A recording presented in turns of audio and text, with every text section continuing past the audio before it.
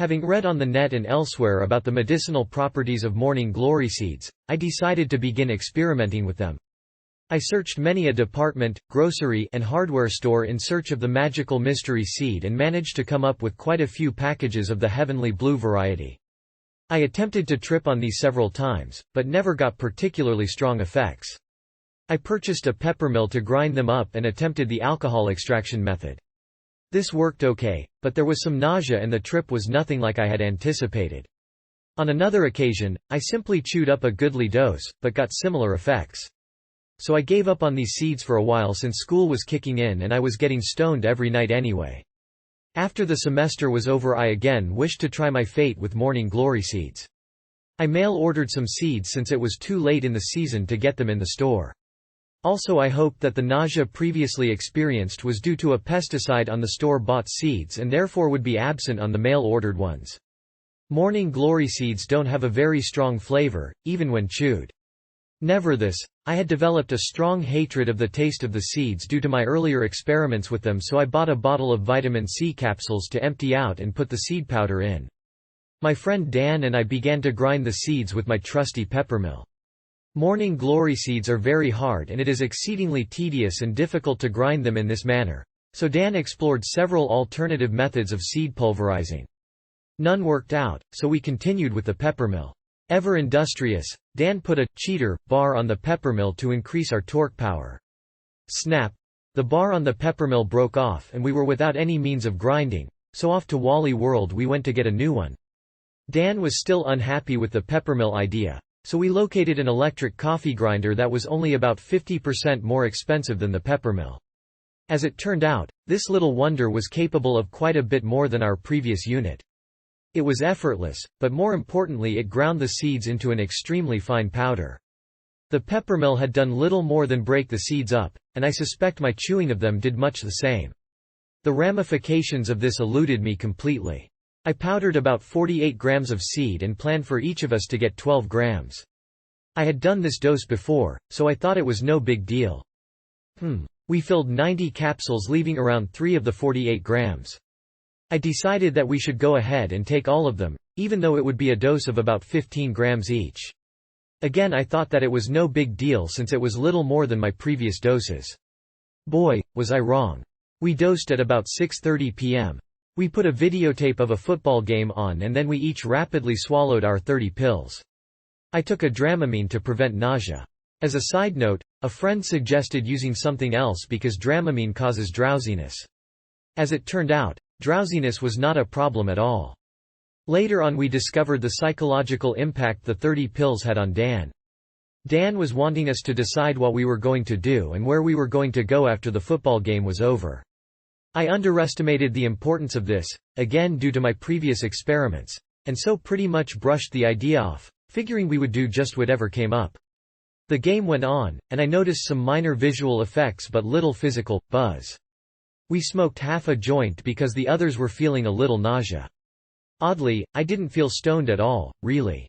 If anything, I felt like my mind had cleared up. I felt very lucid. On retrospect, I realized that the MG effects were already kicking in and were responsible for this odd stoning. I wanted to smoke the rest of the joint, but Bob wanted to save it, saying that it would be a long night.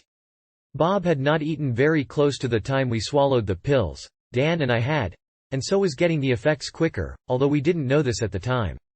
The game ended and we sat around a bit. Dan and I still weren't feeling much, although Bob acted as if he were. I was being apologetic about the lack of effects to the others. We decided to go to a friend's house, since we couldn't stay at Dan's house very late. It was around 9 p.m. Without any difficulty, we cruised over to his house. Once there, we proceeded to smoke several joints. My memory of being there is pretty vague.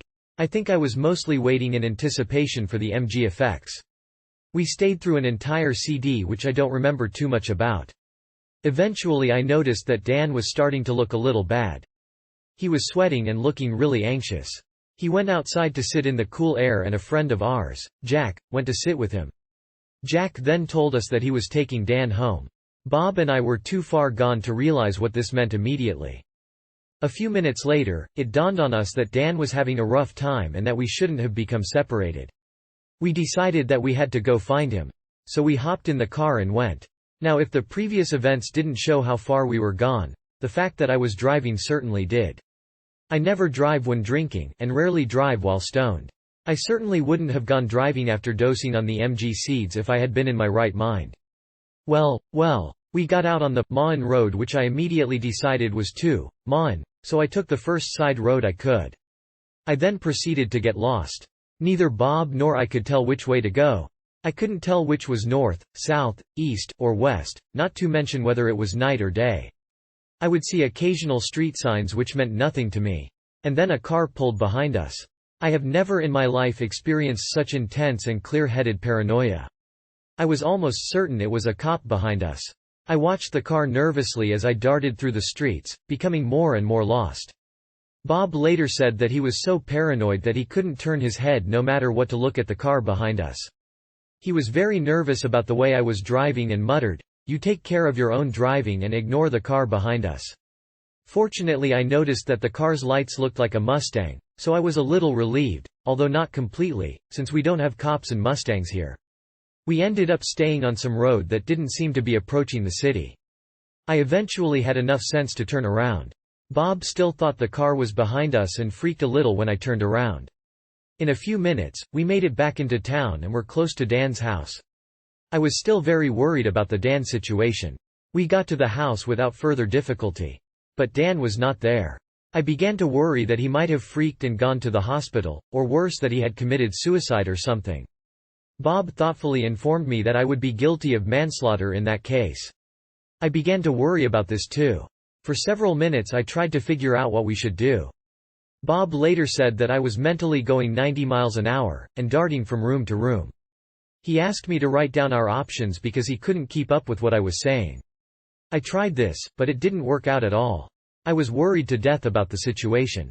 Finally we decided that we had to go back over to James's no matter what to track down Dan.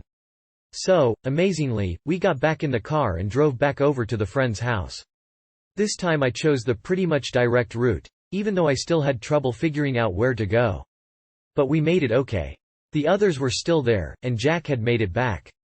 But no Dan. Jack said that he had taken Dan home, so we began another worry fest. Since there was no phone, we decided that we might as well go to Bob's and my house. I didn't want to drive anymore, so another friend of ours took us home. At home, we called Dan's house and Dan and his wife were actually there.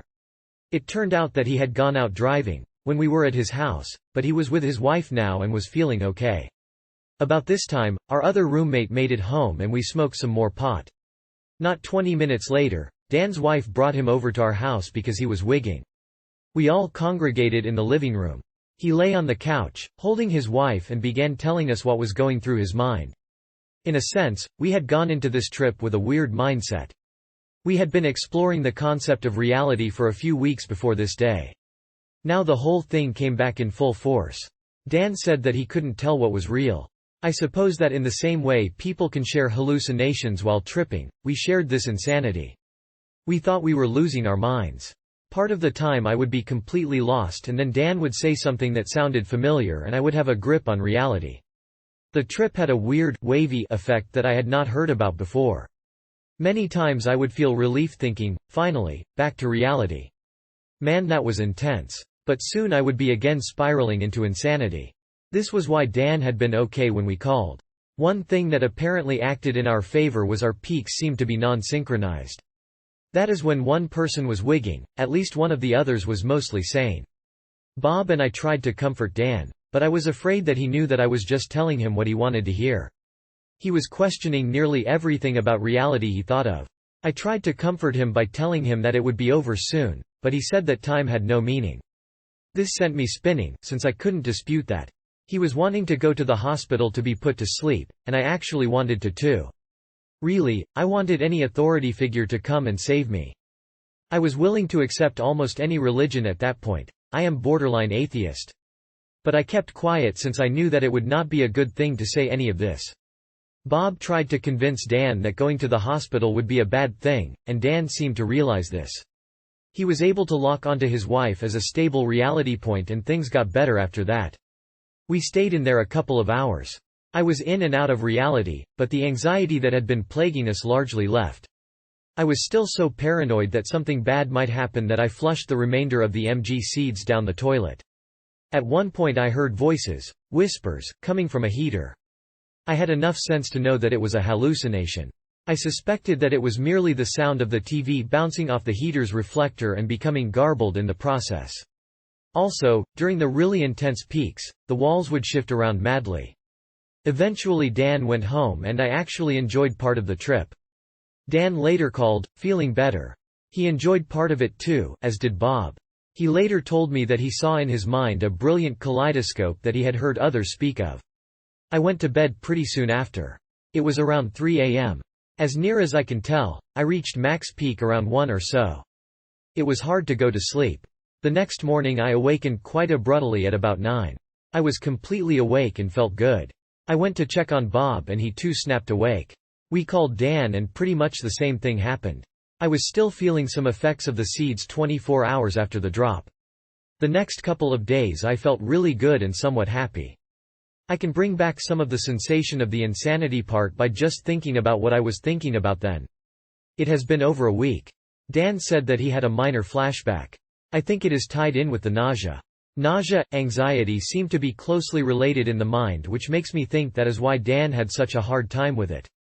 He gets very anxious and freaky at times anyway. I don't know if I will do these again or not. It was unbelievably intense. If I do it again, I will take only 8 grams or so and will probably attempt the alcohol extraction to reduce the number of pills to eat and hopefully the nausea.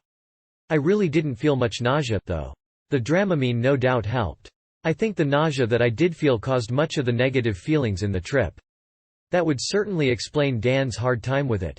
He actually puked once. The nausea was certainly much less than I had experienced before. At least we didn't have the regret that we hadn't taken enough. The last couple of days I have been questioning my sanity, but I had done that before the trip. Lately, however, I start to worry about my sanity, which starts a bit of a panic response which makes me feel weird, thus in turn intensifying the feeling that I am losing my mind. Luckily I realized that this is what is happening. I have been just making myself mentally ill by worrying about whether or not I am mentally ill. I am quite a bit of a hypochondriac anyway. It certainly makes sense. Oh well. If anyone decides to do this, be real careful. I would definitely recommend mail ordering seeds to prevent the nausea as much as possible. And definitely only do about 8 grams on the first dose. I realize that we broke most of the rules of acid on our little endeavor, so keep those in mind as well. I would not recommend a non-experienced tripper do this at all. P.S. It's been over 3 weeks since this happened. I feel very sane now, smiley face. Bob thought it was pretty funny that I was questioning my sanity and yet wrote a description of the experience from memory that was if anything overly straightforward and logical.